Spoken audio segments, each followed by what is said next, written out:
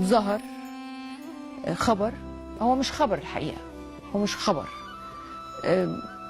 في حد، وهو أنا بقول حد لأنه حد يعني، ولا أقدر أقول عليه فنان ولا ممثل ولا بلوجر ولا مفيش صفة، طلع قال كلام يخص الفنانة وفاء عامر إنها متورطة في قضية تجارة أعضاء، وإنها أقنعت الله يرحمه اللاعب شيكا إن هو يبيع أعضاءه و والدنيا كبرت جدا جدا جدا، نزل منشطات كتير قوي قوي قوي قوي، حتى القنوات العربية تناقلت هذا الخبر، والحقيقة كل الناس توقفت عند حاجة واحدة، وهي ليه الموضوع كبر كده لكلام مرسل؟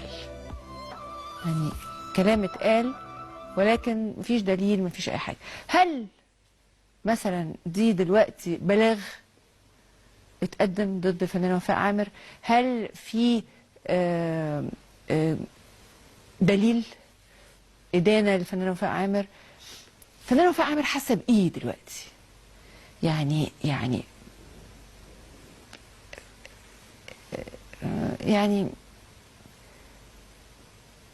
مش هقدر أقول غير إن أكيد الموقف صعب عليها، وهي وطبعا لو متقدم